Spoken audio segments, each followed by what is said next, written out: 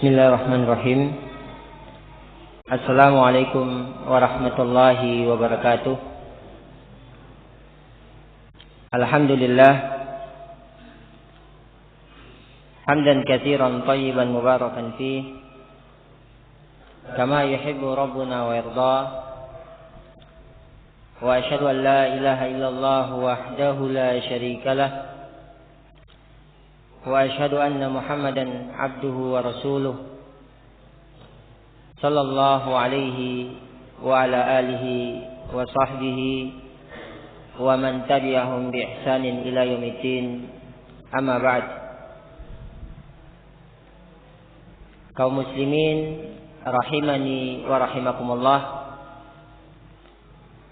kita memuji dan bersyukur kepada Allah Subhanahu wa taala di mana pada kesempatan yang sangat berbahagia ini, pada pagi hari ini, Allah Subhanahu wa taala memberikan kenikmatan yang besar kepada kita, di mana kita bisa berkumpul dalam majelis ilmu yang mulia ini.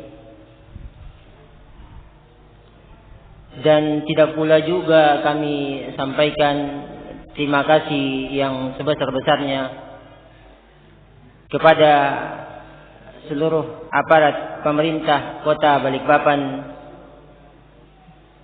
dan juga pemerintah Provinsi Kaltim, terkhusus dari Polres Kota Balikpapan, demikian pula Polda Kaltim. Dan tidak pula lupa kami sampaikan terima kasih yang sedalam-dalamnya kepada Depak Kota Balikpapan dan Kanwil Depak Provinsi Kaltim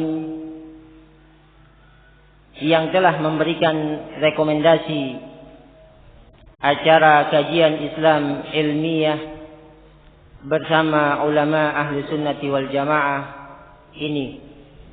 Semoga Allah Subhanahu wa taala memberikan hidayah dan taufik serta rahmatnya kepada kita semuanya.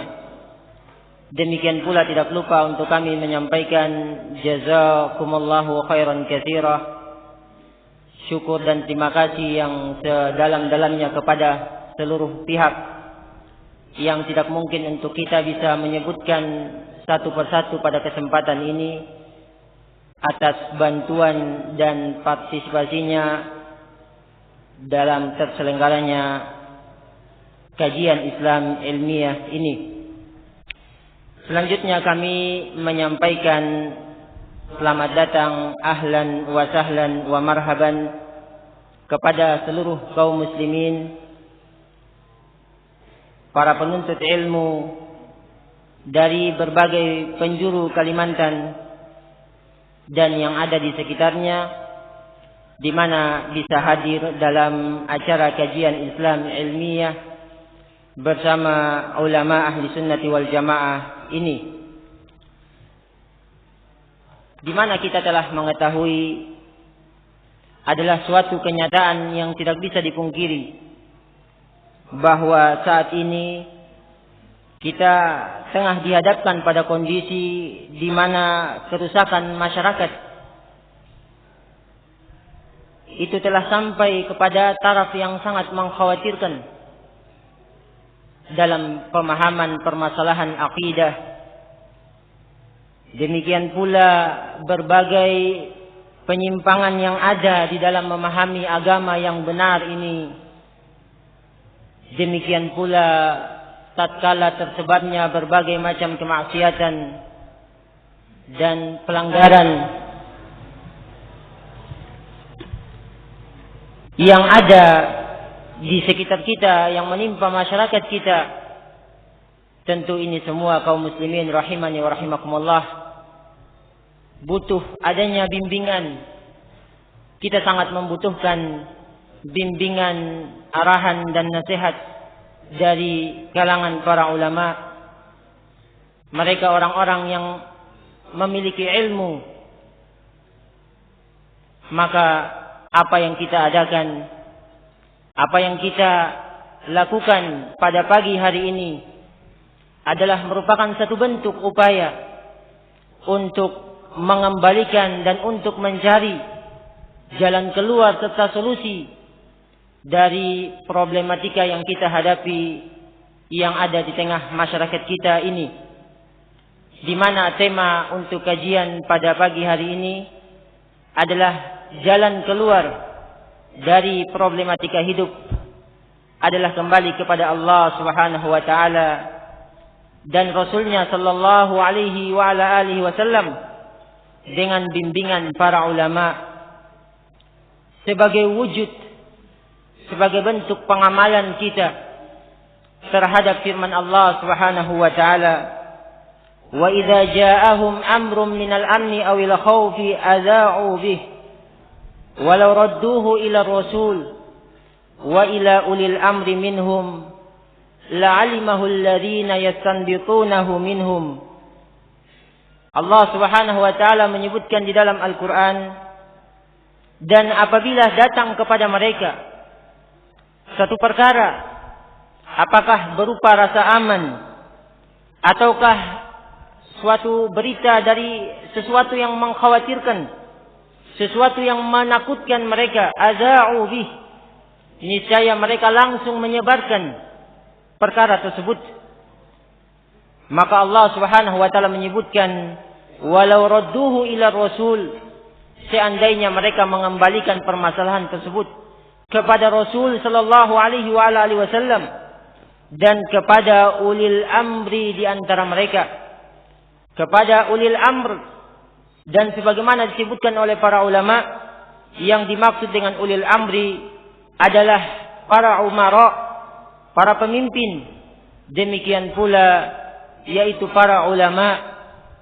Mereka dari kalangan para ulama, la'alimahu alladhina yastanbitunahu minhum, niscaya akan diketahui, akan mengerti permasalahan tersebut mereka orang-orang yang mampu mengeluarkan satu hukum, mampu mengeluarkan satu bentuk istinbat, mengambil sebuah hukum dari sebuah permasalahan yang ada. Maka ma'asyiral muslimin rahimani wa rahimakumullah, apa yang kita lakukan pada kajian ini adalah satu bentuk upaya, satu bentuk ibadah kepada Allah Subhanahu wa taala, mewujudkan dan merealisasikan dari firman Allah Subhanahu wa taala tersebut. Dan insyaallah yang akan menyampaikan muhadarah atau kajian pada kajian Islam ilmiah pada kali ini adalah di antara para ulama ahli sunnati wal jamaah, di mana kita mengetahui insyaallah yang mengisi adalah dua orang dari para masyayikh, para ulama ahli sunnati wal jamaah. Yang pertama beliau adalah Syekh Abdullah Umar Mar'i Al-Adani hafizahullah taala. Beliau merupakan salah seorang dari murid Al-Allamah Syekh Muhammad bin Shalih Al-Utsaimin rahimahullah taala. Sekaligus beliau juga merupakan murid dari Syekh Muqbil bin Hadi Al-Wadi'i rahimahullah taala, dan sekarang beliau merupakan pengasuh dari Ma'had Darul Hadis yang ada di daerah Syihr, Provinsi Hadramaut, Yaman. Kemudian yang kedua adalah Syekh Muhammad Ghalib Hasan hafizahullah taala. Beliau adalah merupakan salah satu dari kalangan para ulama yang merupakan lulusan dari Jamiatul Islamiyah, Universitas Islam yang ada di Madinah, di mana pada masa sekarang ini beliau sedang mengikuti program doktoral S3 di Universitas Madinah untuk Fakultas Dakwah hafizahullahu taala.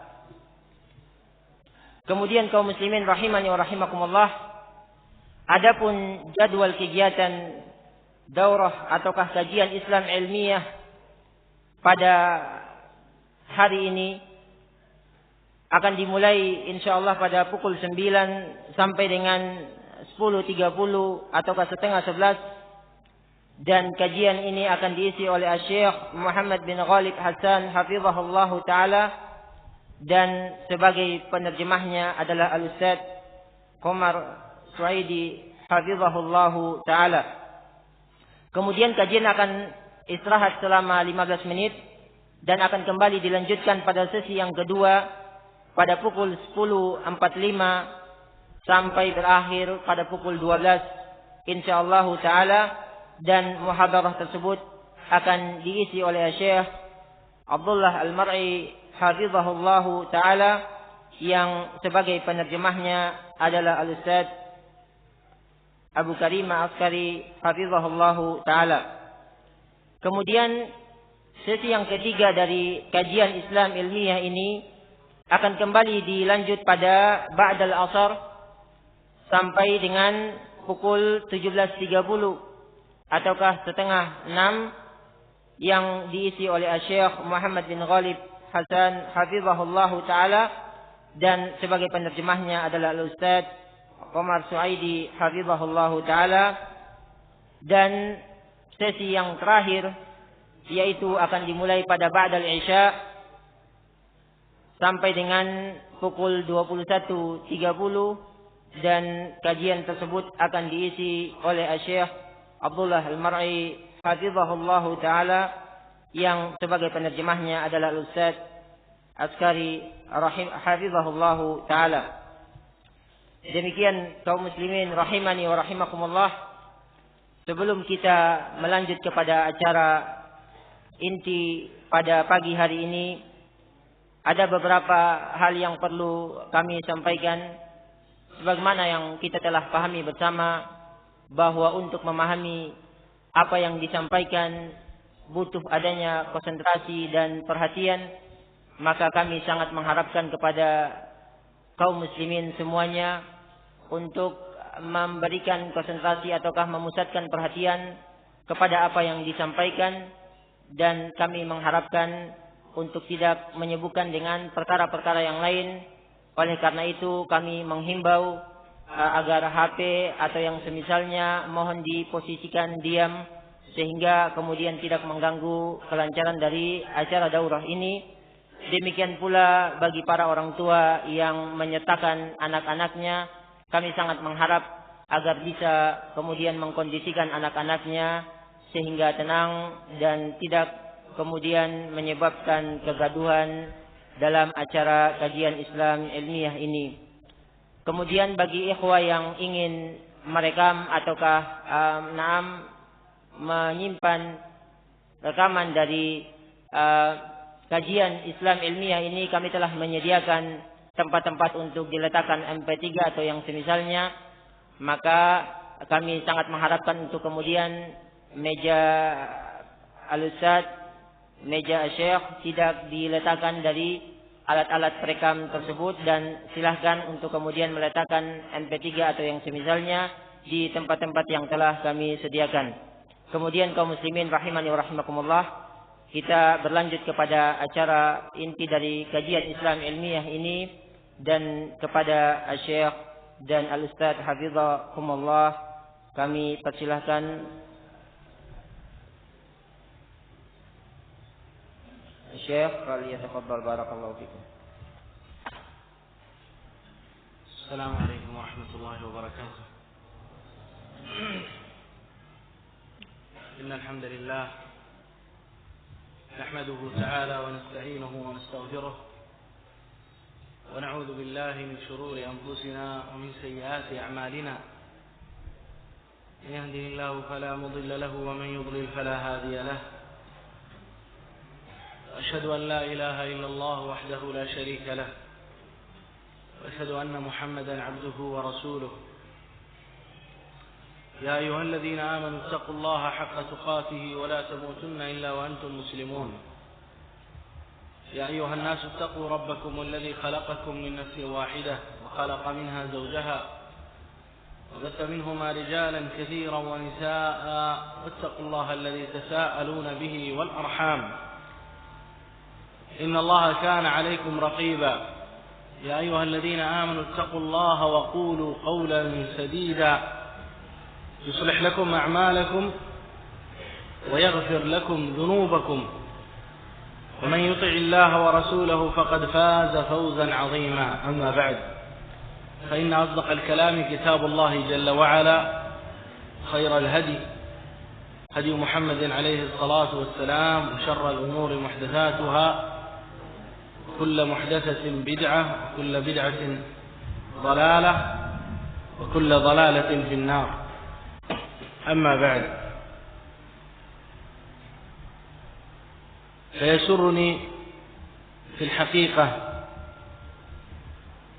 أن ألتقي بإخواني في هذا المركز الذي أسأل الله جل وعلا أن يبارك فيه وفي القائمين عليه، والذي نحسبه إن شاء الله أسس على السنة من أول يوم بني فيه،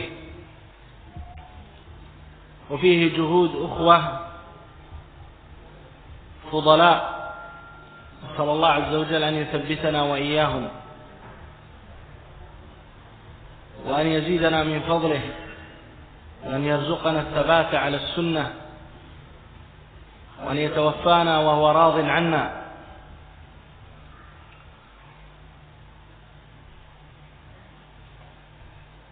إن الله جل وعلا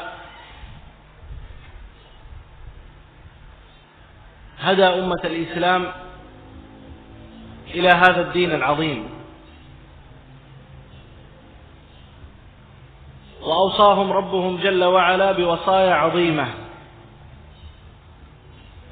ومن أبرز تلك الوصايا أن أوصاهم سبحانه بطاعته وطاعة رسوله عليه الصلاة والسلام، فقال جل وعلا: وأطيعوا الله وأطيعوا الرسول. وقال سبحانه: يا أيها الذين آمنوا أطيعوا الله ورسوله. وقال في حق رسوله صلى الله عليه وسلم: فليحذر الذين يخالفون عن أمره أن تصيبهم فتنة أو يصيبهم عذاب أليم. ومما أرشد إليه ربنا جل وعلا مع طاعة رسوله وطاعته قبل ذلك أمره لنا سبحانه بطاعة أهل العلم والرجوع إليهم، فقال: وأطيعوا الله وأطيعوا الرسول وأولي الأمر منكم. قال جمع من السلف: أولي الأمر هنا العلماء، ومنهم مجاهد، كما أخرج ذلك أبو خيثمة في كتاب العلم. وقال سبحانه: فاسألوا أهل الذكر إن كنتم لا تعلمون، وهو أمر بسؤال العلماء والرجوع إليهم. وأخبر جل وعلا أن الناس إذا أصابهم بلاء أمرهم بالرجوع إلى رسوله عليه الصلاة والسلام وإلى أولي العلم الذين يعرفون الحق من الباطل والهدى من الضلال والعلم من الجهل. قال جل وعلا: وإذا جاءهم أمر من الأمن أو الخوف أذاعوا به أي نشروه ولو ردوه إلى الرسول وإلى أولي الأمر منهم لعلمه الذين يستنبطونه منهم. وإذا جاءهم أمر من الأمن أو الخوف أذاعوا به نشروه، وحصل بينهم تشويش، ولو ردوه إلى الرسول وإلى أولي الأمر منهم لعلمه الذين يستنبطونه منهم. ولذا كان من الأصول العظيمة في دين الإسلام الرجوع إلى العلماء، لأن الله جل وعلا جعلهم سببا لهداية الناس وإرشاد الناس، ولأن العلماء يرشدون الناس إلى طاعة ربهم جل وعلا ويعلمون الناس عباداتهم، ويعلمون الناس أوامر رسولهم عليه الصلاة والسلام، ويعلمون الناس هذه الأحكام وهذه الشريعة.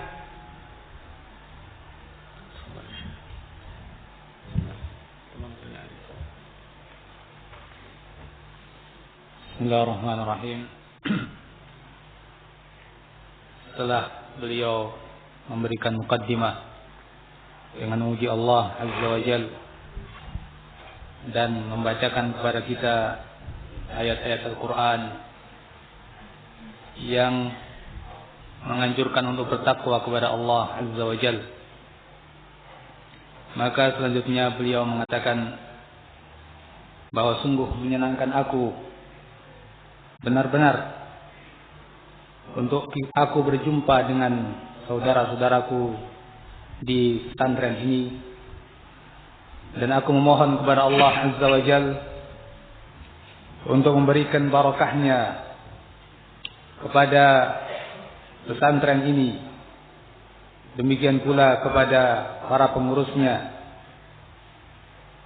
dan pesantren ini yang kami menganggap insyaallah bahwa telah dibangun di atas sunnah sejak awal pembangunannya, dan di sana terdapat upaya-upaya dari saudara-saudara kita yang aku memohon kepada Allah Azza wa Jal untuk mengokohkan mereka semuanya di atas sunnah, dan agar menambahkan kepada kita semuanya dari keutamaan Allah Azza wa Jal.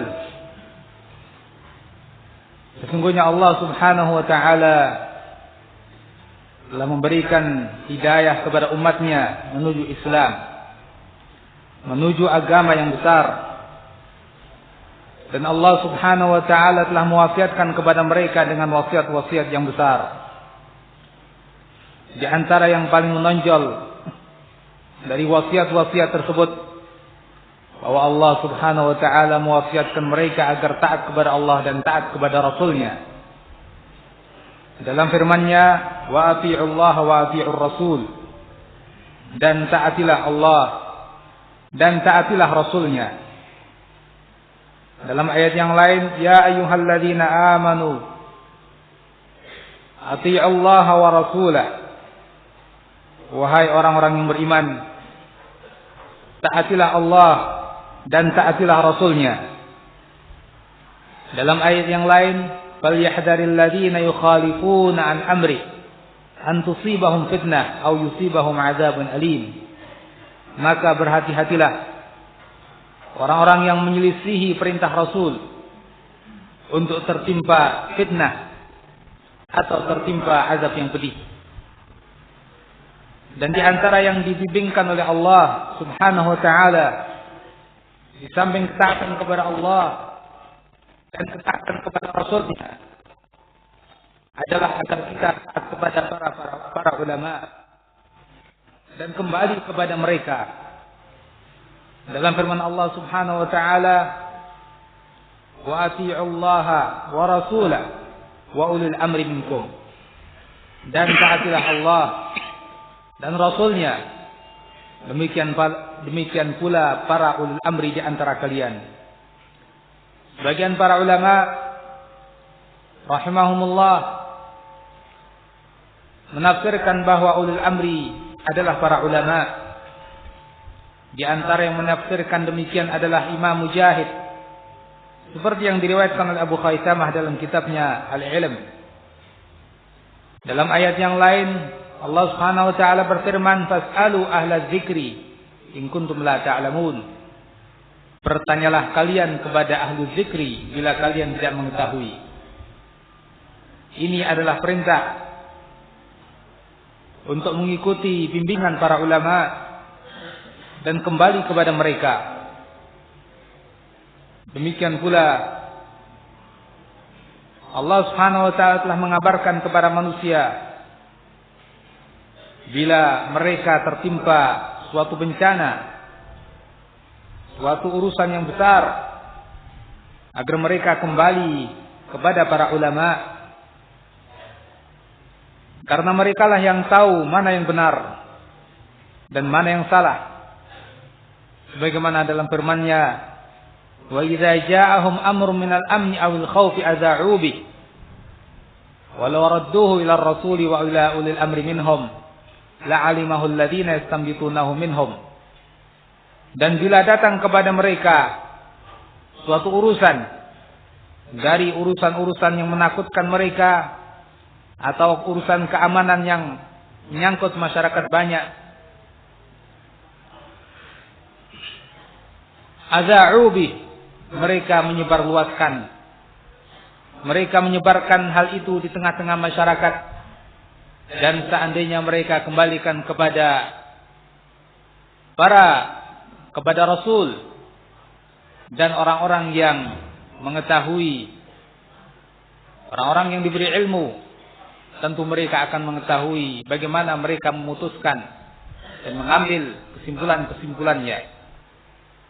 Oleh karena itu, di antara prinsip besar agama kita ini adalah kita kembali kepada para ulama.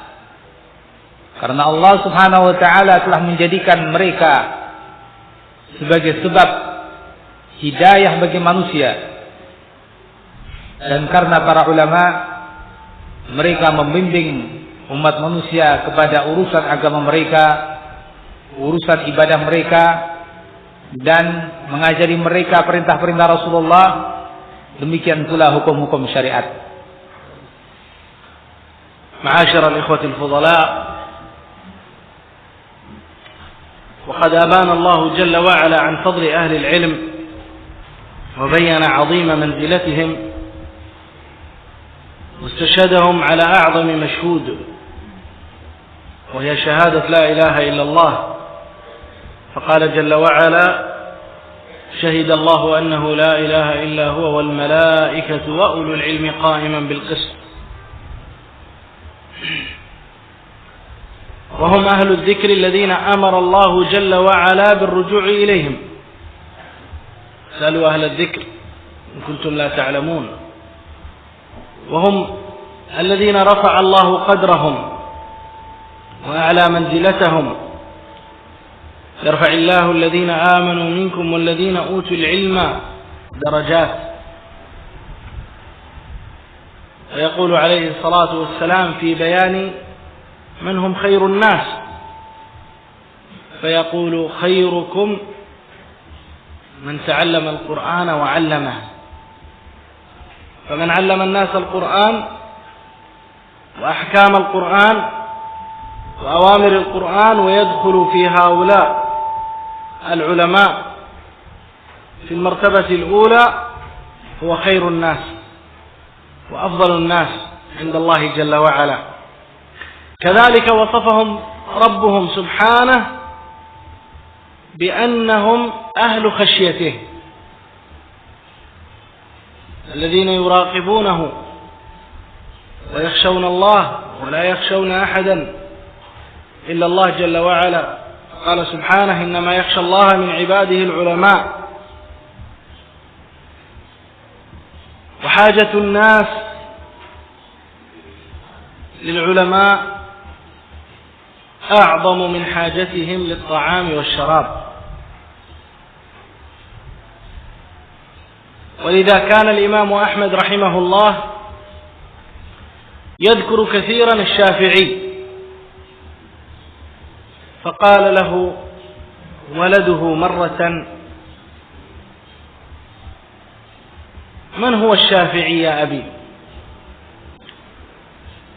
فقال الإمام أحمد: كان الشافعي كالشمس للدنيا وكالعافية للأبدان.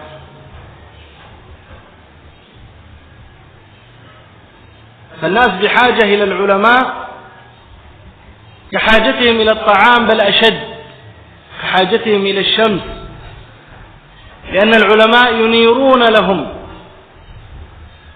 الطريق إلى الله جل وعلا، ويرشدونهم إلى معرفة أحكام الشريعة، كيف يتعلم الناس الصلاة والزكاة والصيام والحج إلا من العلماء. ولا زلنا ومن كان قبلنا ومن سيأتي بعدنا يستفيد من العلماء، فكتبهم محفوظة وعلمهم موجود ومتوافر، واللاحق يستفيد من السابق. ونحن في مثل هذه العصور المتأخرة لا زلنا نستفيد مما كتبه الإمام أحمد، الشافعي، ومالك، وأبو حنيفة، وسفيان، وما كتبه الحمادان، وما كتبه بعد ذلك شيخ الإسلام ابن تيمية وابن القيم وابن كثير والذهبي، وما كتبه بعدهم الحافظ ابن حجر والسخاوي، ومن جاء كذلك بعد أولئك كالإمام محمد بن عبد الوهاب وتلاميذه، وما كتبه العلماء ممن مات في السنوات الأخيرة كالشيخ ابن باز والشيخ ابن عثيمين، وما كتبه علماؤنا المعاصرون كذلك. نسأل الله أن يحفظ الحي منهم وأن يرحم ميتهم. فلا زالت كتب أهل العلم ينهل منها طلاب العلم، وينهل منها المسلمون ويستفيدون منها. نعم، مات العلماء، ولكن بقي هذا العلم يتناقله الناس فيما بينهم، وتصل إليهم الأجور إلى قبورهم، ويستفيدون منها بعد موتهم، يستفيدون من هذا العلم بعد موتهم. وهذا مصداق قوله عليه الصلاة والسلام: إذا مات الإنسان انقطع عمله إلا من ثلاث: منها وعلم ينتفع به.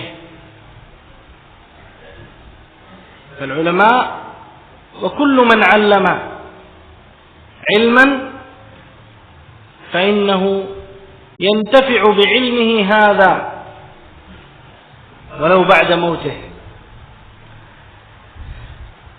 والأصل هو الرجوع للعلماء ومزاحمة المجالس بين أيديهم. ولذا قال معاذ رضي الله عنه حين حضره الموت: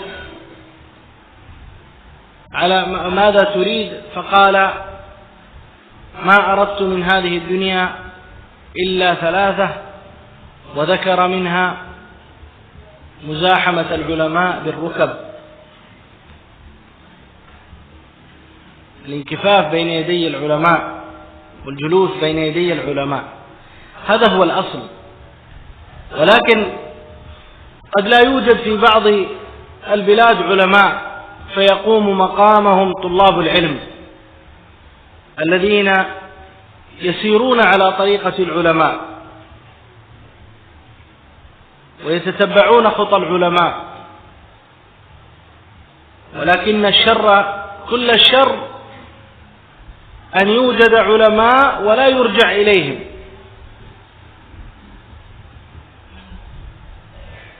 فإن لم يكن هناك علماء فيرجع الناس إلى طلاب العلم يستفيدون منهم ويتعلمون منهم، ولكن إذا وجد العلماء فهم الأصل في الرجوع. فإن العلم يؤخذ في الأصل من أيدي العلماء أو بين يدي العلماء، ولا يؤخذ من بطون الكتب. وقد عرف قول السلف: من كان شيخه كتابه كان خطأه أكثر من صوابه. من يأخذ العلم فقط من الكتب دون الحضور إلى مجالس العلم التي يدرس فيها العلماء أو التي يدرس فيها طلاب علم إذا لم يوجد علماء، فإن أخذه من الكتب يعرضه للخطأ في فهم المسائل، ويعرضه للخطأ في فهم كلام أهل العلم.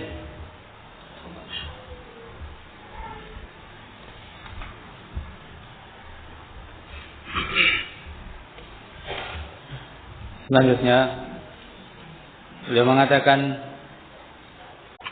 bahwa Allah Azza wa Jalla telah menerangkan tentang keutamaan para ulama dan menerangkan pula tentang kebesaran mereka. Dan Allah Subhanahu wa taala telah mempersaksikan mereka pada persaksian yang terbesar, di mana Allah Subhanahu wa taala berfirman, "Syahidallahu annahu la ilaha illahu wal malaikatu wa ulul ilmi qa'iman bil qist." Allah Subhanahu wa taala bersaksi bahwa tiada ilah yang benar kecuali Allah Subhanahu wa taala, wal malaikatu wa ulul ilm, demikian pula para malaikat dan para ulul ilmi, para ulama bersaksi pula.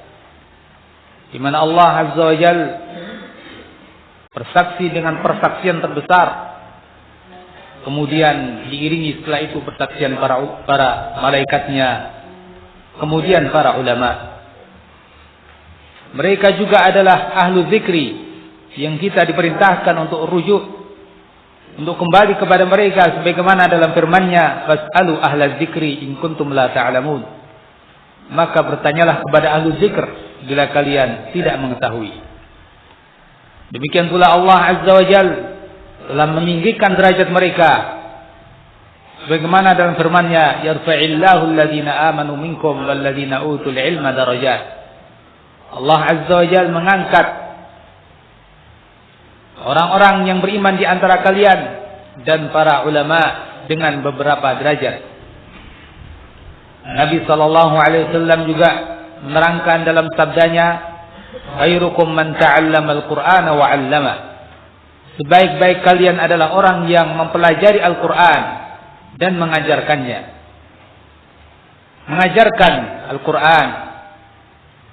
Dan masuk di dalam hadis ini yang lebih utama sebelum yang lainnya adalah para ulama. Mereka adalah sebaik-baik manusia. Demikian pula Allah Azza wa Jalla telah mensifati mereka bahwa mereka itu sebagai orang-orang yang sangat takut kepada Allah Azza wa Jalla. Orang-orang yang senantiasa selalu merasa diawasi oleh Allah dan tidak punya rasa takut kepada siapapun kecuali kepada Allah. Innama yakhshallaha min ibadihi ulama. Hanyalah orang-orang yang takut kepada Allah dari hamba-hambanya adalah para ulama. Kebutuhan manusia kepada para ulama lebih besar daripada kebutuhan mereka kepada makan dan minum. Dahulu Al-Imam Ahmad rahimahullahu ta'ala senantiasa menyebut-nyebut Imam Syafi'i, sehingga suatu saat anak beliau bertanya kepada Al-Imam Ahmad, "Siapakah Al-Imam Syafi'i itu, wahai ayahku?" Beliau pun mengatakan, "Syafi'i bagi dunia ini ibaratnya matahari yang menerangi, dan ia bagi jasmani ini ibaratnya kesehatan pada jasmani ini." Butuhnya mereka kepada ulama lebih daripada kebutuhan mereka kepada makan dan minum, kepada matahari. Karena para ulama mereka menerangi kehidupan mereka, jalan hidup mereka, membimbing mereka kepada hukum-hukum Allah, hukum-hukum syar'i, tentang bagaimana salatnya, tentang bagaimana puasa dan haji mereka. Dan masih tetap saja kita dan orang-orang yang sebelum kita dan bahkan orang-orang yang akan datang nanti, mereka senantiasa mengambil faedah, mengambil manfaat dari para ulama. Buku-buku mereka tetap terjaga, ilmu mereka tetap ada, dan orang yang datang belakangan akan mengambil manfaat dari orang yang datang sebelum mereka. Dan kita di akhir-akhir zaman ini mengambil manfaat dari buku para ulama semacam Imam Ahmad, Imam Malik, Imam Syafi'i, Hamad ibn Zaid, Hamad bin Salamah, Sufyan, Syekhul Islam Ibn Taimiyah, Ibn Al-Qayyim, Ibn Katsir, Ibn Hajar, As-Sakhawi, Syekh Muhammad bin Abdul Wahhab dan murid-muridnya. Demikian pula ulama-ulama belakangan yang belum lama meninggal dunia semacam Syekh bin Baz dan Syekh Muhammad bin Shalih Al-Utsaimin. Masih tetap para ulama, masih tetap para tulabul ilm mengambil dari ilmu-ilmu mereka. Walaupun mereka telah meninggal dunia, akan tetapi ilmu-ilmu mereka sampai ke tangan orang-orang yang datang setelah mereka, dari orang-orang pada umumnya dan tulabul ilm pada khususnya. Pahala mengalir kepada mereka, para ulama, setelah wafatnya mereka. Dan ini sebagai bukti sabda Rasulullah sallallahu alaihi wasallam dalam hadisnya, "Idza matal insan inqata'a 'amaluhu." Bila manusia meninggal, maka terputuslah amalnya, illa min salat, kecuali dari 3 perkara, di antaranya ilmun yuntafa'u bihi, ilmun yang bermanfaat. Kemudian barang siapa yang mengajarkan ilmu yang bermanfaat, kemudian ilmunya diambil manfaat oleh orang-orang, maka ini akan mengalir pahalanya untuknya walaupun setelah kematiannya. Kemudian kita ingat bahwa kembali kepada para ulama itu merupakan prinsip yang harus kita pegangi, dan berada di majlis-majlis ilmu mereka, di hadapan para ulama, bersimpuh untuk mengambil ilmu. Ini telah dikatakan oleh Mu'ad ibn Jabal radhiyallahu anhu ketika menjelang wafatnya. Beliau ditanya, "Apa yang engkau inginkan?" Beliau menjawab, "Aku tidak menginginkan kecuali 3 hal. Di antaranya adalah muzahabatul ulama birrukab. Aku ingin bersimpuh di hadapan para ulama, yakni untuk mengambil ilmu dan belajar dari mereka di hadapan para ulama. Akan tetapi terkadang tidak didapati para ulama di suatu negeri, suatu daerah. Maka yang mewakili mereka adalah para tulabul ilm yang berjalan di atas petunjuk para ulama. Hal yang tidak semestinya dan hal yang jelek adalah ketika didapati di suatu negeri ada ulama, namun mereka tidak dijadikan sebagai tempat rujukan. Oleh karena itu, sehingga yang pertama kali adalah kita harus senantiasa rujuk kepada para ulama, langsung belajar kepada mereka, mengambil ilmu dari mereka, bukan sekedar dari buku-buku mereka tanpa ada bimbingan. Karena telah dikatakan oleh para ulama salaf, "Man kana syaikhuhu kitabuh kana khata'uhu aktsar min shawabi." Orang yang gurunya itu adalah kitabnya, maka salahnya akan lebih banyak daripada benarnya. Sehingga dari situ disimpulkan bahwa seorang yang sekedar belajar dari kitab, otodidak, tidak mengambil bimbingan para ulama, ini akan mendekatkan dia kepada kesalahan-kesalahan pemahaman terhadap isi kitab tersebut. Ma'asyiral ikhwatil fudhala, ولذا كانت أوامر السلف رضوان الله عليهم جميعا بالرجوع إلى أهل العلم كثيرة. لذا قال ابن مسعود: لا يزال الناس بخير ما أخذوا العلم عن أكابرهم وعلمائهم، فإذا أخذوه عن أصاغرهم هلكوا. وهذا مصداق قوله عليه الصلاة والسلام: البركة مع أكابركم. البركة مع أكابركم. فالأصاغر أخذ العلم عنهم هلكة. ومن هم الأصاغر؟ جاء تفسير السلف للأصاغر على قسمين أو على قولين. جاء عن ابن المبارك وغيره أن الأصاغر هم أهل البدع، فإن أخذ العلم عن أهل البدع مصيبة، وهو سبيل ضلال وانحراف، لأن أهل البدع يتدينون لله جل وعلا بالبدعة، وهي أمر محدث في الدين، وفعلهم هذا هو استدراك على الشريعة، لأن من لم يسعه ما جاء عن محمد عليه الصلاة والسلام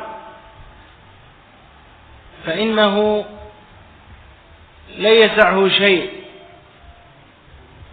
ولا وسع الله عليه في شيء. وجاء عن بعض السلف أن الأصاغر هم صغار السن، كما جاء عن ابن قتيبة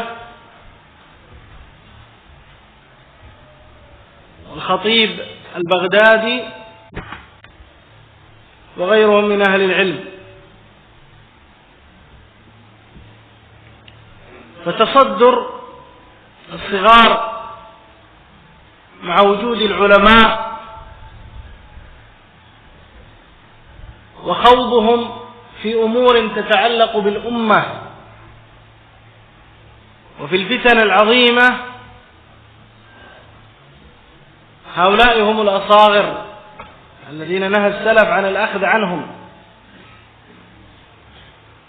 فإن الأصل في الرجوع إلى نوازل الأمة وما يحصل من قضايا ومن إشكالات، سواء في باب المعاملات أو ما يحدث من نوازل على هذه الأمة في أي مجال كان، إنما الرجوع فيه أصالة إلى أهل العلم، لأن الله جل وعلا يدفع بهم الفتن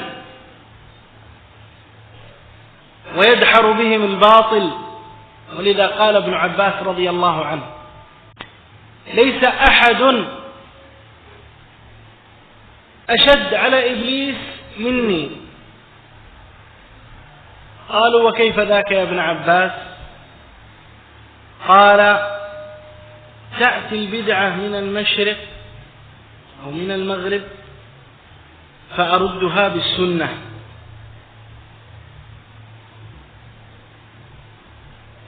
فألد أعداء الشيطان وإبليس شياطين الجن والإنس العلماء، لأن العلماء يهدمون على شياطين الإنس والجن مخططاتهم التي يريدون بها نشر الفساد بين الناس. ولذا كان أهل الباطل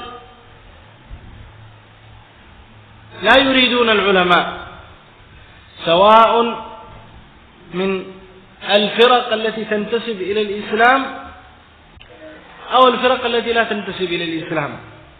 أشد ما يبغضون أهل العلم. الخوارج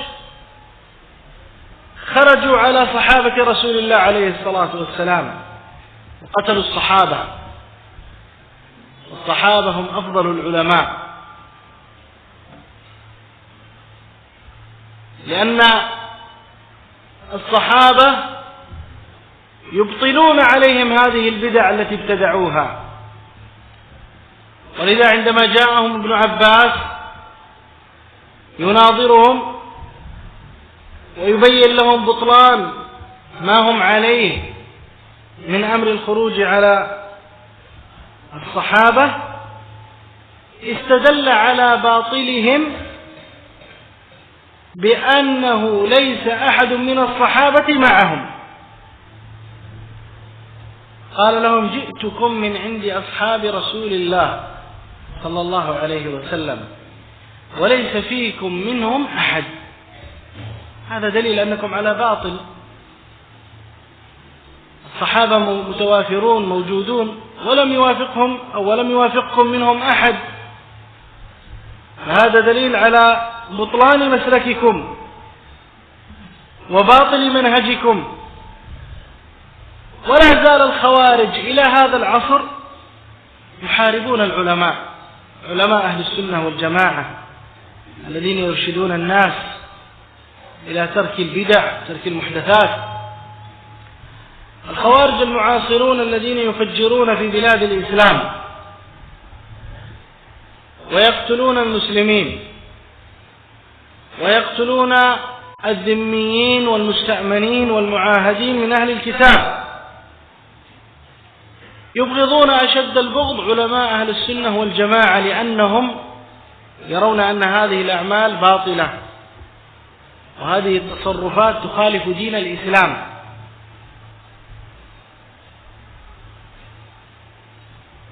كذلك بقية الفرق،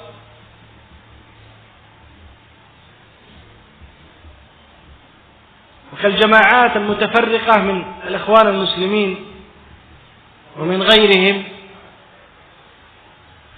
كذلك هم يحاربون علماء أهل السنة ويحاربون فتاواهم، لأنها تفسد عليهم بدعهم وتفسد عليهم مناهجهم الباطلة. الحدادية فرقة ظهرت في العصور المتأخرة تفتي بحرق بعض كتب العلماء، ولا يزالون إلى وقتنا المعاصر يطعنون في أهل العلم السلفيين، في علماء أهل السنة والجماعة. أهل السفور والانحلال من الدين من العلمانيين وغيرهم يبغضون علماء أهل السنة لأنهم يكشفون باطلهم ويبينون ضلالاتهم، وهكذا ما من صاحب باطل ولا صاحب بدعة ولا من الذين ينشرون الفساد في الأرض إلا وهو يبغض العلماء، لأنهم يقطعون عليه الطريق الذي يسلكه لإفساد أديان الناس وإفساد أخلاق الناس وإفساد مناهج الناس وعقائدهم.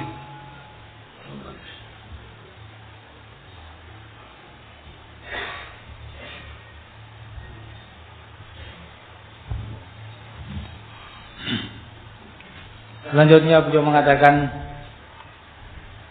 oleh karena itu perintah-perintah para ulama salaf untuk kembali kepada para ulama begitu banyak. Di antaranya adalah ucapan Abdullah bin Mas'ud radhiyallahu anhu, "La yazalu an-nasu bi khairin ma akhadhu al-'ilm 'an ulama'ihim wa akabirihim." Tetap manusia dalam keadaan yang baik selama mereka mengambil ilmu dari para ulama mereka dan orang-orang yang sudah berumur di antara mereka. Fa idza akhadul ilm an asaghirihim halaku. Kalau mereka mengambil ilmu dari orang-orang muda, maka mereka akan binasa. Ucapan beliau ini sesuai dengan sabda Rasulullah sallallahu alaihi wasallam, "Al-barakatu ma'a akabirikum." Keberkahan itu bersama orang-orang yang sudah berumur di antara kalian. Lalu siapakah yang dimaksud dengan as-saghir? Anak-anak muda. Para ulama rahimahumullah ta'ala memberikan kepada kita dua penafsiran. Salah satunya adalah penafsiran Abdullah bin Mubarak rahimahullah, bahwa yang dimaksud dengan anak-anak muda yakni ahlul bid'ah. Mereka muda dalam ilmunya, sehingga mengambil ilmu dari mereka itu merupakan suatu musibah, merupakan jalan kesesatan dan penyelewengan. Karena mereka beragama kepada Allah Azza wa Jal dengan melakukan bid'ah-bid'ah mereka. Dan mereka melakukan bid'ah ini semacam bentuk ralat terhadap syariah. Seolah-olah syariat tidak sempurna dan salah, sehingga perlu mereka buat bid'ah-bid'ah itu.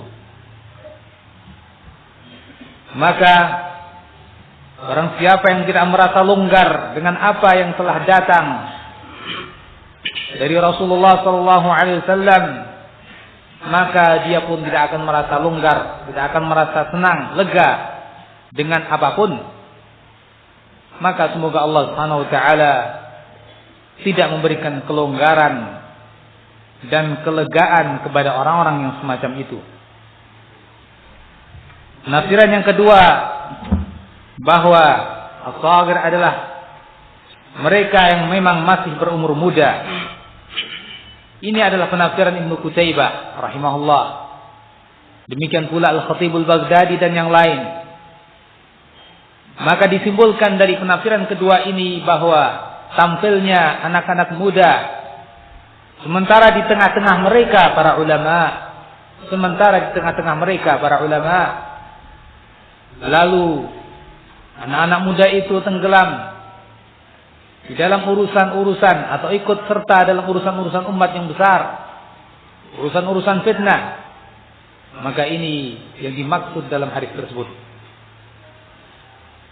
Karena pada asalnya tempat kembali kita dalam urusan-urusan kontemporer, dalam urusan-urusan yang rumit, baik dalam perkara muamalah, pergaulan, atau dalam perkara-perkara yang lain, maka tempat rujuk kita, tempat kembali kita adalah para ulama. Karena Allah Azza wa Jal telah menghalangi berbagai macam fitnah dengan para ulama, sehingga Ibn Abbas radhiyallahu anhu pernah mengatakan, "Laisa ahad asyad 'ala iblis minni." Tidak ada seorang pun yang lebih berat bagi iblis daripada aku. Maka Ibn Abbas ditanya mengapa? Beliau pun menjawab, karena bid'ah datang dari negeri timur, dari negeri barat, maka aku tolak dan aku lawan bid'ah itu dengan sunnah. Sehingga dengan demikian, maka musuh besar, musuh bebuyutan, setan-setan dari kalangan jin maupun manusia adalah para ulama. Karena para ulama telah menghancurkan rencana-rencana mereka, makar-makar mereka yang mereka ingin gunakan untuk merusak manusia. Sehingga dari situlah kita melihat orang-orang yang senantiasa berada dalam kebatilan, mereka tidak senang dengan para ulama. Mereka tidak mau dengan para ulama. Apakah mereka dari golongan kelompok-kelompok sesat yang menginduk kepada Islam, atau kelompok-kelompok yang selain itu. Sebagai contoh misalnya orang-orang Khawarij yang keluar dari sunnah Nabi. Dan mereka kita lihat membunuh para sahabat. Para sahabat adalah paling afdalnya para ulama. Dan karena para sahabat, mereka telah membeberkan bid'ah-bid'ah Khawarij, menghancurkan bid'ah-bid'ah mereka.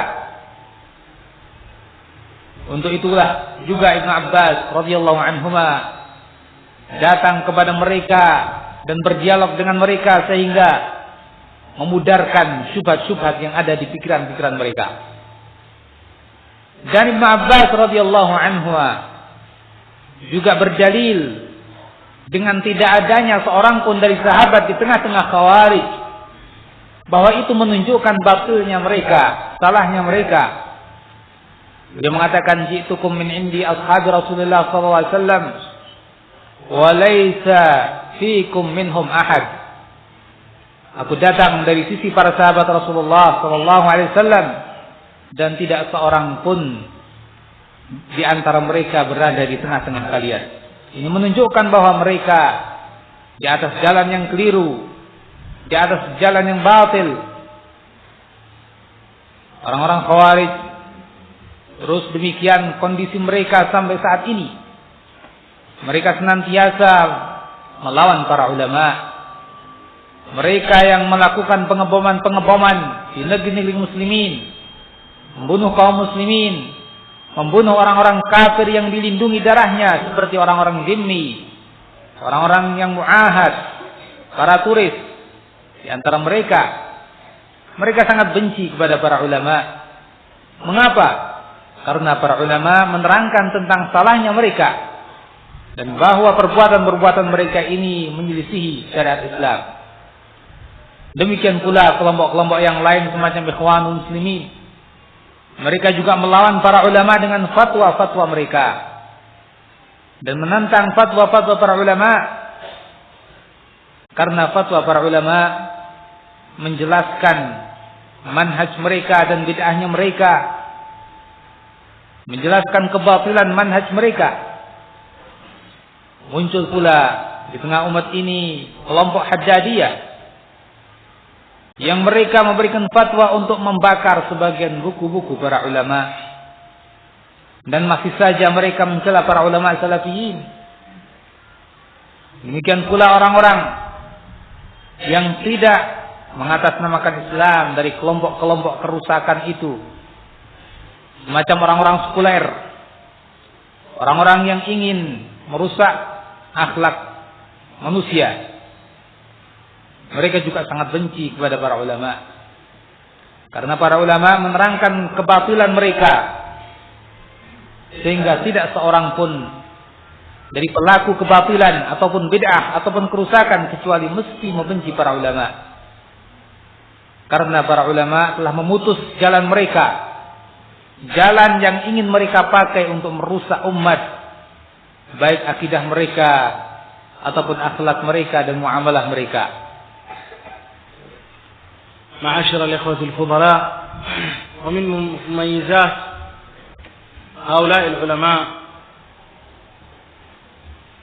أنهم يدعون الناس إلى ما أمر الله جل وعلا به، يدعون الناس إلى العقيدة الصحيحة، يدعون الناس إلى توحيد ربهم، إلى أنواع التوحيد الثلاثة، توحيد الربوبية والألوهية والأسماء والصفات.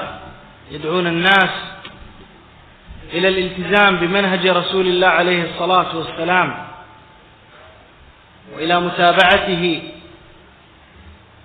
في عقيدته وفي عبادته وفي دعوته وفي أخلاقه وسلوكه.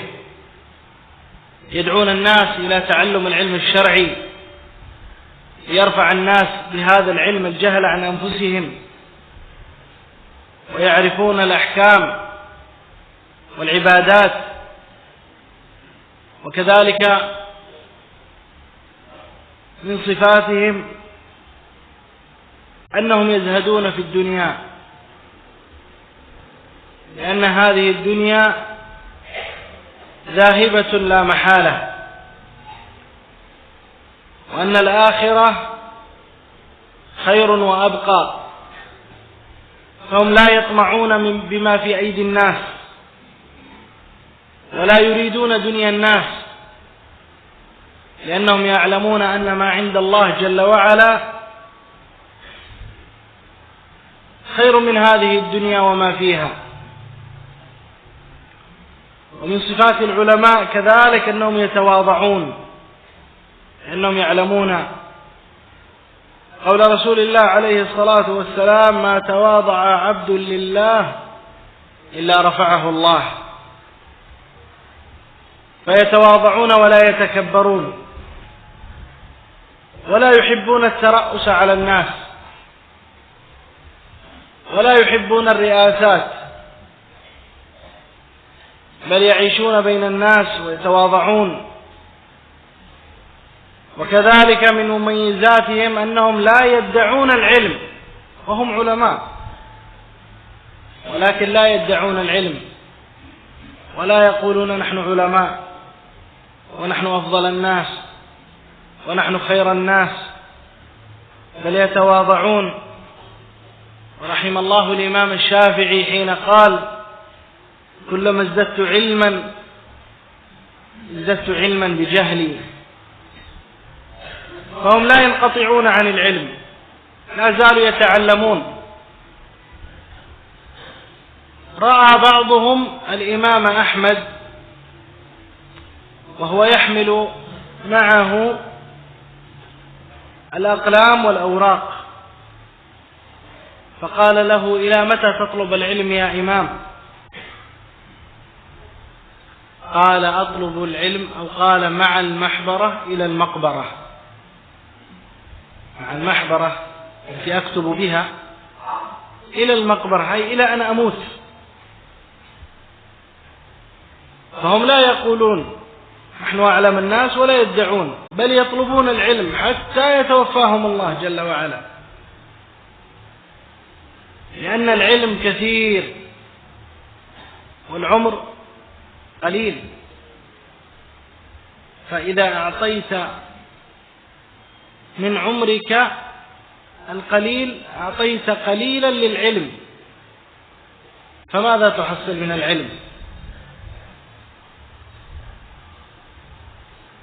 كذلك من مميزات العلماء أنهم يدفعون عن الناس الفتن.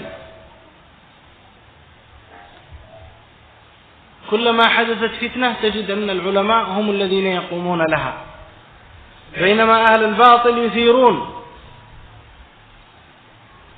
يثيرون الناس إما بالشعارات وإما بالألقاب، بينما أهل العلم يدفعون هذه الفتن ولا يحبون الشعارات ولا يحبون الألقاب الكبيرة. والأمثلة على هذا كثيرة. أهل العلم في هذا العصر يحاربون هذه الأعمال التي يقوم بها دعاة الباطل من المظاهرات ضد ولاة الأمر، لأنها مما يزيد الفتن. يحاربون التفجيرات في بلاد الإسلام لأنها مما تضعف المسلمين وتمكن الكفار منهم. يحاربون البدع التي يتعبد بها بعض الناس ويعبدون غير الله جل وعلا بها،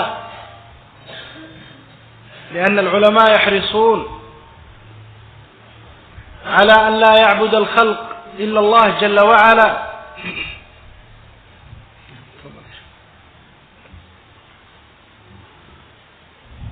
Kemudian di antara keistimewaan para ulama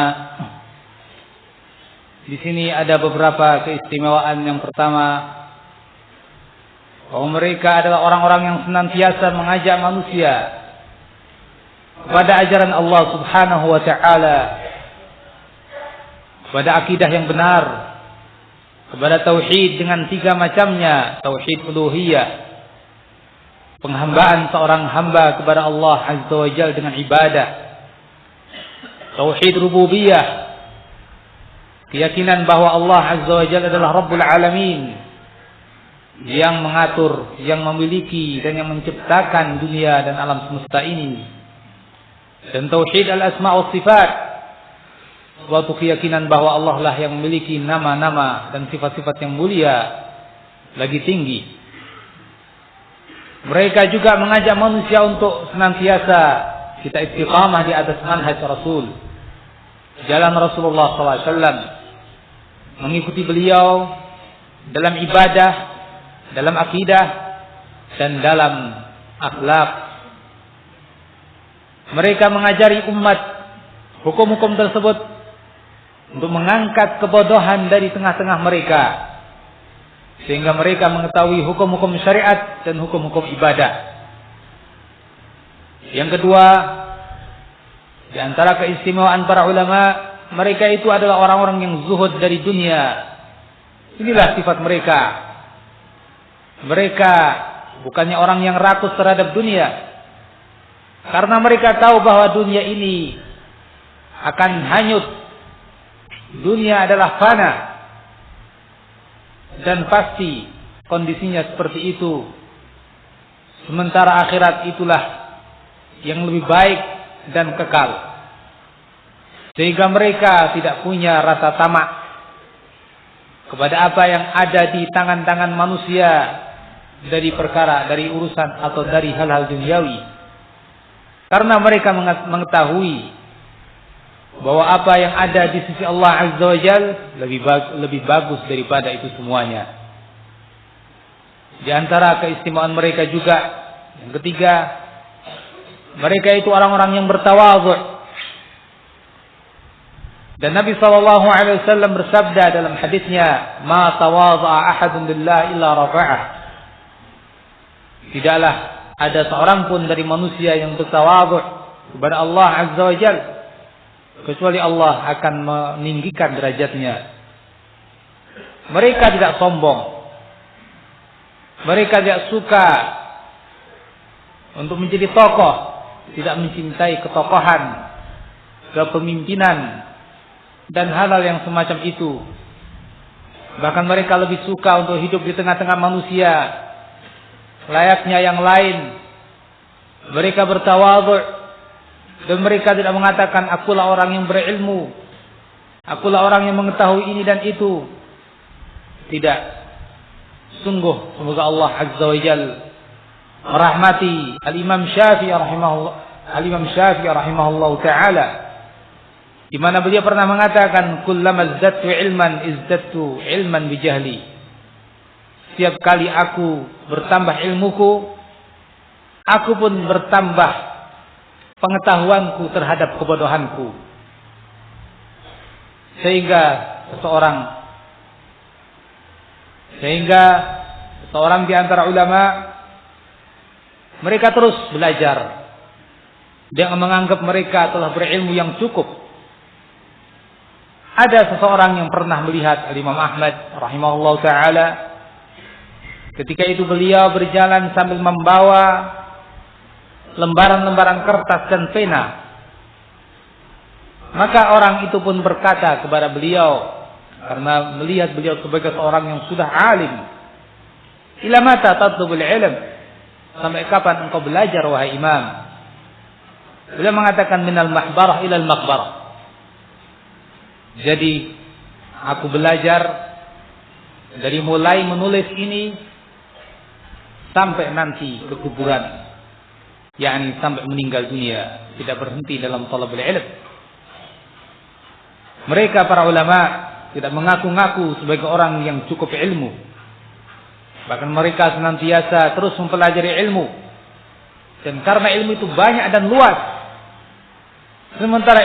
sementara umur kita ini pendek, maka seandainya engkau berikan untuk ilmu itu sebagian dari waktumu yang sedikit, dari umurmu yang sedikit, maka kiranya berapa ilmu yang akan engkau dapatkan.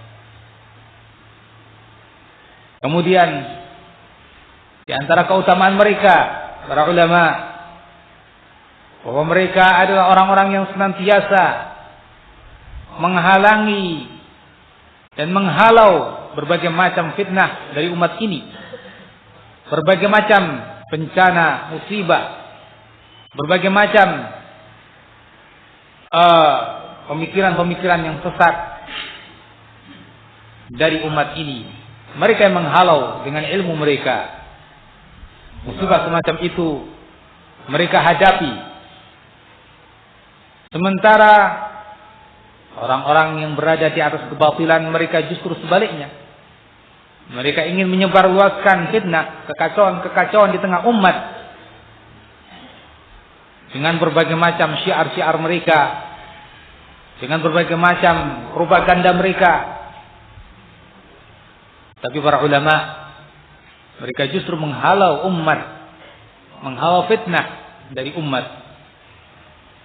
Dan di antara contohnya pada masa ini, para ulama rahimahumullah, merekalah yang menentang gerakan-gerakan mudaharah, unjuk rasa untuk menentang pemerintah. Merekalah yang menerangkan kepada umat tentang salahnya tata cara semacam itu. Karena ini justru akan menimbulkan fitnah, kekacauan demi kekacauan. Mereka pula lah yang menerangkan kepada umat tentang bahayanya atau salahnya pengeboman-pengeboman yang dilakukan oleh orang-orang itu. Karena justru pengeboman-pengeboman tersebut akan memberikan jalan kepada orang-orang kafir untuk menyerang kaum muslimin, untuk memojokkan kaum muslimin. Para ulama pula lah mereka yang menghalau bid'ah-bid'ah. Mereka yang menentang bid'ah-bid'ah yang digunakan oleh orang-orang ahli bid'ah untuk ibadah kepada Allah Subhanahu wa taala dengan ajaran-ajaran yang baru tersebut. Karena para ulama mereka sangat bersemangat, mereka sangat berkeinginan agar umat manusia ini beribadah hanya kepada Allah saja dan dengan cara Rasulullah sallallahu alaihi wasallam saja. معاشر الإخوة الفضلاء، إذا علم ما تقدم فالواجب علينا أن نعرف ما واجبنا تجاه العلماء، وما الذي يجب علينا أن نقوم به تجاههم. وعندما نقول واجبنا تجاه العلماء، نحن لا ندعي أن العلماء معصومين، لا ندعي أن العلماء معصومون، بل نرى أنهم يصيبون ويخطئون، يجتهدون، وإنما نحترمهم لأمر الله جل وعلا باحترامهم، ولأن الله سبحانه وتعالى رفع قدرهم، ولأن الله حثنا إلى الرجوع إليهم.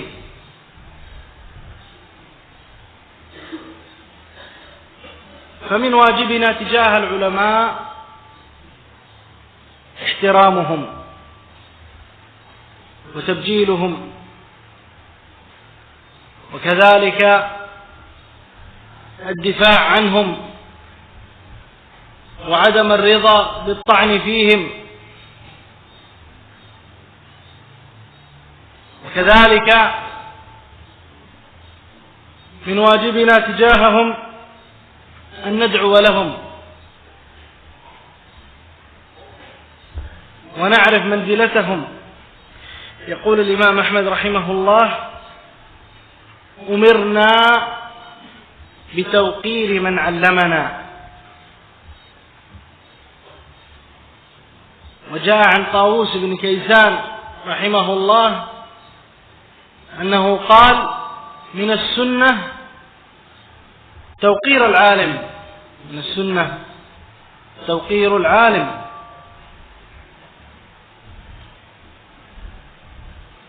وقد يقول قائل: فكيف نجد في بعض الكتب طعنا في أناس هم علماء لبعض الفرق أو لبعض الجماعات، فنقول العبرة ليس بأن يقال للعالم عالم، ولكن العبرة أن يكون هذا العالم عالم حقا. كثير من الناس ربما يرفعون بعض أصحاب البدع ويسمونهم علماء، وليست العبرة بهذه التسمية. فكثير من الناس يقولون نحن أهل الحق، وهم في حقيقة الأمر أهل باطل. فليست التسميات هنا هي المعتبرة، إنما الواجب أن يطابق الاسم المسمى. فعلماء أهل الضلال رد عليهم أهل السنة باطلهم، لأنهم نشروا الباطل وقرروا الباطل في كتبهم وفي أشرطتهم وفي كلامهم، رد عليهم أهل السنة. وإنما الواجب احترام العلماء الذين لا يقدمون بين يدي الله ورسوله شيئا. علماء أهل السنة الذين هم أحرص الناس على الناس، كما قال شيخ الإسلام ابن تيمية: أهل السنة أرحم الناس بالخلق، أرحم الناس بالخلق. يبينون للناس ما الذي ينفعهم وما الذي يضرهم، ما الذي يقربهم إلى الله، ما الذي يباعدهم عن الله. هؤلاء هم الذين يجب احترامهم وتقديرهم وتبجيلهم.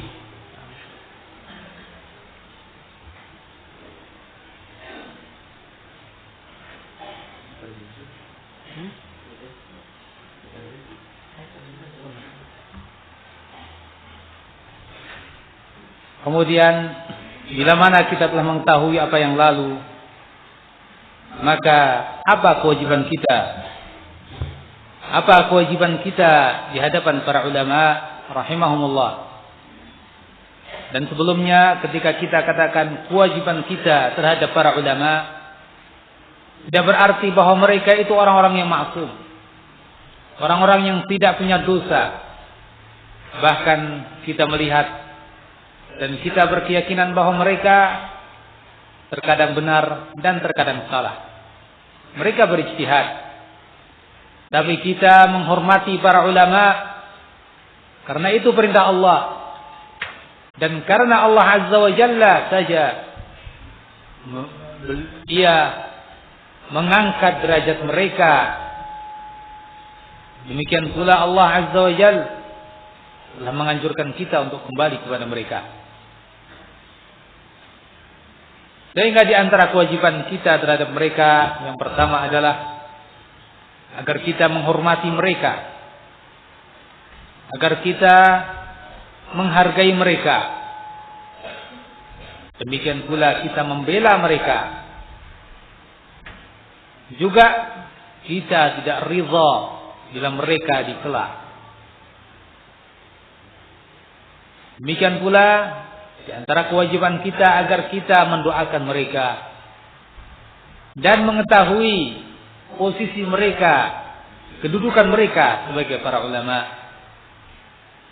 Al-Imam Ahmad rahimahullahu taala pernah berkata, "Umirna bitauqiri man 'allamana." Kita ini diperintahkan untuk menghormati orang yang mengajari kita. Tawus, seorang tabi'in, juga berkata, "Minat sunnati tauqiru al-'alim." Di antara sunnah adalah kita menghormati seorang alim. Namun bisa jadi seseorang berkata kepada kita, bagaimana kita dapati di sebagian buku-buku ada celaan kepada sebagian orang yang mereka itu dianggap sebagai ulama oleh kelompok-kelompok, oleh jamaah-jamaah, ulama-ulama kelompok mereka dan ulama-ulama jamaah mereka. Maka kita jawab bahwa yang menjadi titik penilaian di sini adalah bukanlah orang yang disebut dia sebagai ulama ditokohkan sementara dia sebetulnya bukan ulama. Sebetulnya bukan ulama yang sesungguhnya. Karena kita dapati di antara ahli bid'ah, orang-orang yang ada di kelompok-kelompok tertentu, mereka menamakan tokoh-tokoh mereka sebagai alim, sebagai orang yang berilmu, bahkan lebih daripada itu terkadang. Yang hakikatnya mereka tidak seperti yang disebut. Ternyata mereka orang yang membawa pemikiran-pemikiran yang salah, pemikiran yang sesat, pemikiran yang keliru. Maka sekedar penamaan-penamaan seperti itu bukan menjadikan mereka sebagai ulama yang hakiki. Penilaian bukan sekedar dengan penamaan, tapi mestinya nama itu, sebutan itu sesuai dengan hakikatnya. Maka kita dapati para ulamanya orang-orang yang sesat jalan, mereka dibantah oleh ulama ahlu sunnah karena mereka telah menyebarkan kebatilan mereka dan mereka telah mengokohkan pemikiran-pemikiran keliru dan sesat mereka di kaset-kaset mereka, di penjelasan-penjelasan mereka, sehingga tampillah para ulama ahlu sunnah untuk membantah mereka. Kemudian kembali, kewajiban kita kepada para ulama adalah agar kita menghormati para ulama yang mereka itu adalah orang-orang yang tidak pernah mendahului perintah Allah dan Rasulnya. Bahkan senantiasa mereka mengikuti apa kata Allah dan apa kata Rasul. Mereka adalah orang-orang yang paling bersemangat untuk kebaikan umat. Sehingga kata Ibn Taimiyah rahimahullah bahwa para ulama adalah arhamun nas bil khalqi, manusia yang paling berkasih sayang kepada makhluk. Mereka para ulama menerangkan kepada umat apa yang bermanfaat untuk mereka dunia maupun akhirat, dan menerangkan kepada umat apa yang bermudarat dan mencelakakan mereka. Mereka mendekatkan manusia kepada Allah, mengajari bagaimana ibadah, dan mereka menjauhkan umat dari segala sesuatu yang dibenci oleh Allah. Menerangkan kepada umat sesuatu yang membuat jauh mereka kepada Allah, dari Allah, agar mereka jauhi itu semuanya. Ma'asyiral ikhwatil afadhil, wa fil khitam أختم بأثر عظيم قاله أحد العلماء دفاعا عن العلماء،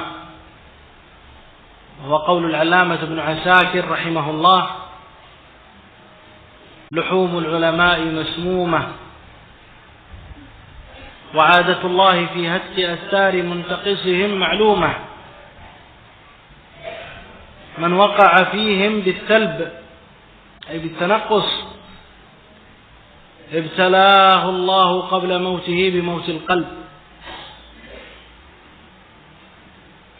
انتهى كلامه رحمه الله. وعلى هذا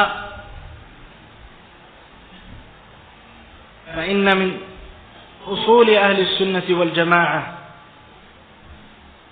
أنهم يرجعون للعلماء ويحترمون العلماء ويدافعون عنهم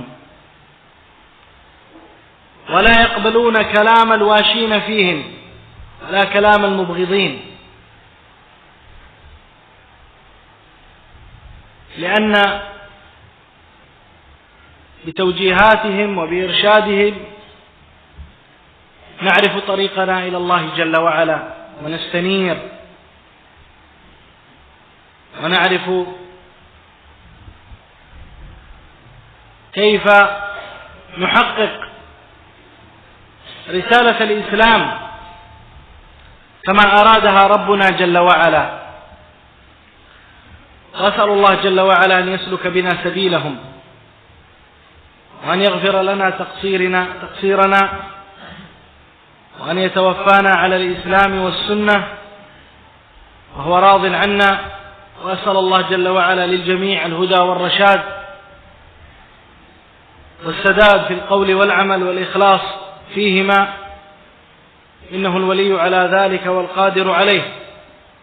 وصلى الله على نبينا محمد وعلى آله وصحبه وسلم تسليما كثيرا. Kemudian pada penutup ini aku akan sampaikan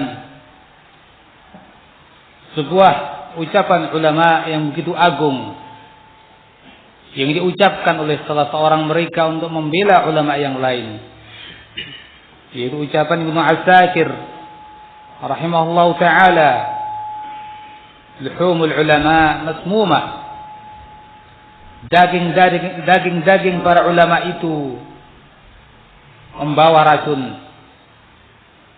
Maka dan Allah Azza wa Jal telah memberikan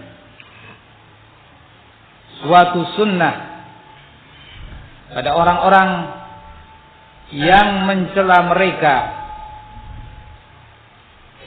dengan hukuman yang telah diketahui. Wa'adatullah fi ahadki astari man waqa'a fihi ma'lumah.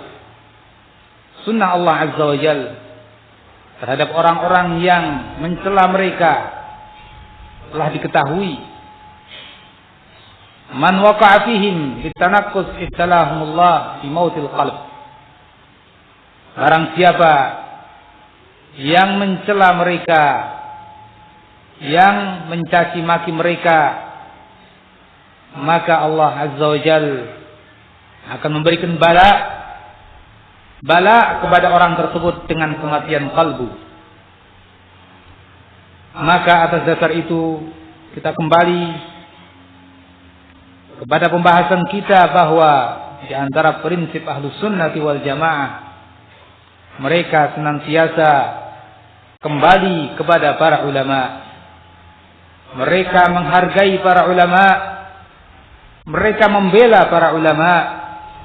Mereka tidak akan menerima ucapan orang-orang yang membenci para ulama, karena dengan pengarahan para ulama, karena dengan bimbingan mereka kita mengetahui jalan Allah Subhanahu wa taala, dan kita mengetahui bagaimana mewujudkan risalah Islam sebagaimana diinginkan oleh Allah Azza wa Jalla. Maka pada akhirnya aku memohon kepada Allah Azza wa Jalla, semoga Allah Azza wa Jalla memberikan taufik untuk kita dapat menelusuri jalan mereka dan mengampuni dosa dan kekurangan kita pada mereka. Semoga Allah Subhanahu wa taala memberikan hidayah dan bimbingan kepada kita semuanya dan menuntun kita kepada jalan yang lurus. Sungguhnya Allah Azza wa Jalla Maha Kuasa untuk itu semuanya. Allah taala a'lamu bishawab. Demikian apa yang beliau sampaikan pada kesempatan ini. Semoga bermanfaat bagi kita semuanya, dan bila ada kekurangan dan kesalahan dari saya, semoga dimaafkan oleh Allah Azza wa Jalla, dan saya mohon maaf karena keterbatasan apa yang saya miliki. Allah taala a'lamu bishawab. Assalamualaikum warahmatullahi wabarakatuh.